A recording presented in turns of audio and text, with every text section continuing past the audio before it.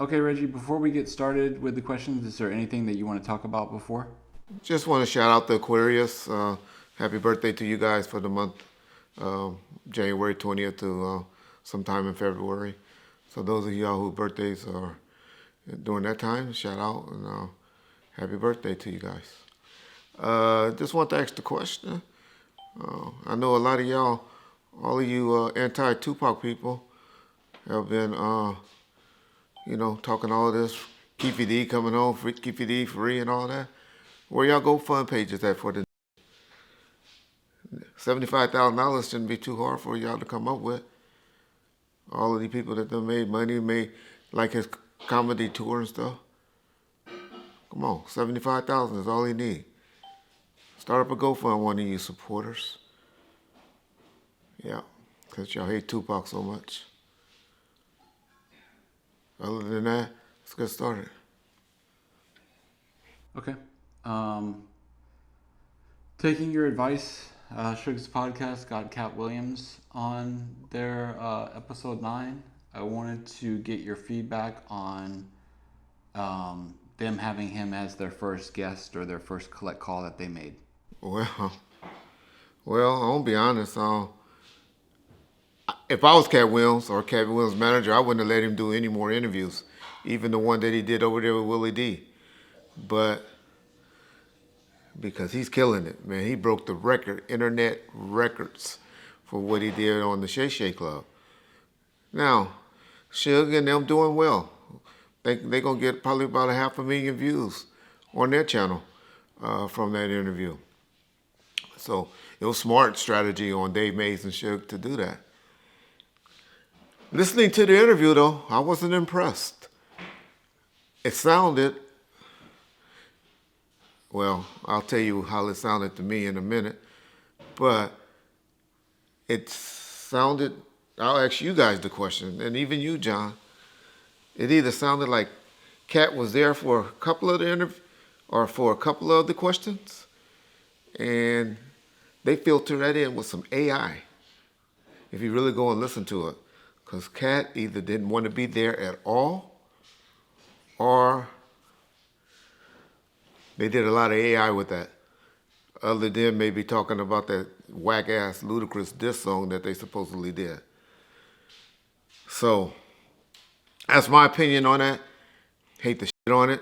No, y'all think I'm on Suge and his podcast and all of that. No means. I want him to be successful.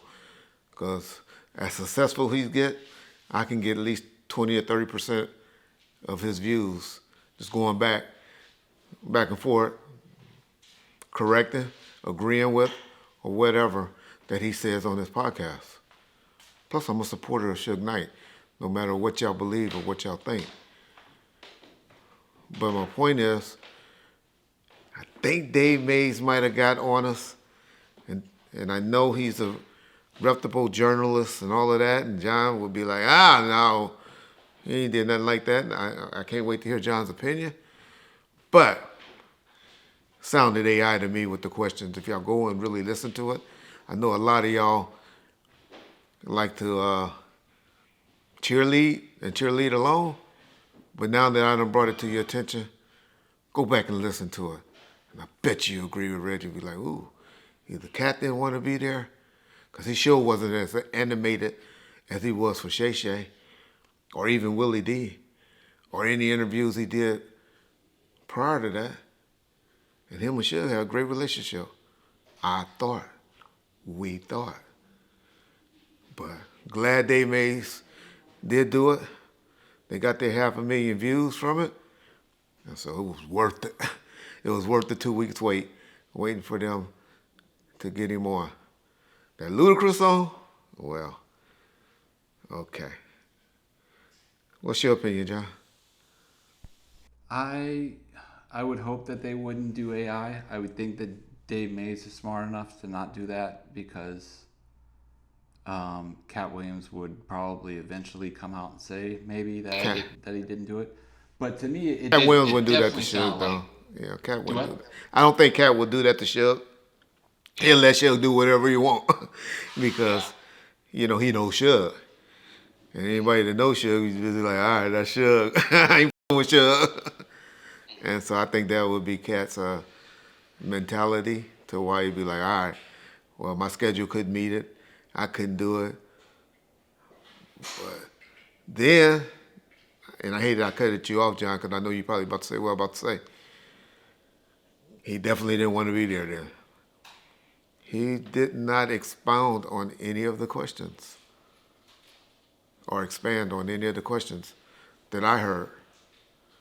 Yeah, it definitely seemed like he did not want to be there, and it seemed like, from my perspective, Suge was doing 99% of the talking, and Katt Williams would be like, yeah, you're right, yeah, and that was it. So, um, I don't know why that is. You know Suge better than me. I don't know if he's capable of doing a back and forth with somebody in an interview atmosphere, or if he just overtalks people in conversations.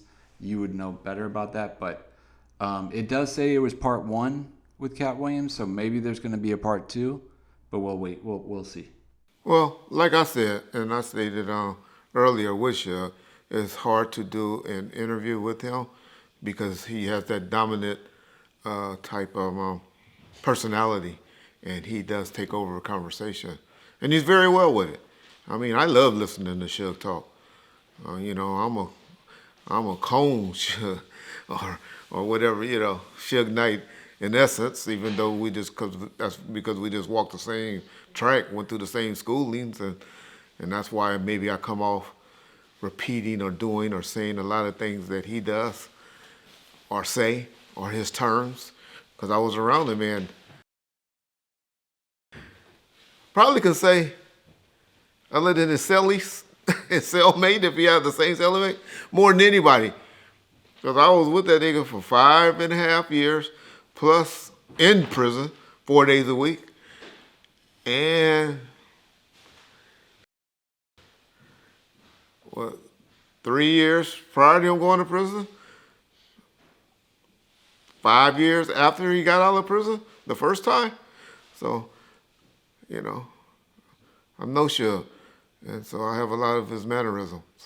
And, yeah,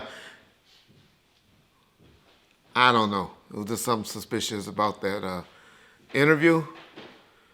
And if Katt didn't want to do the interview, then you shouldn't have done it. That's all I got to say, bro. Because it didn't come off right.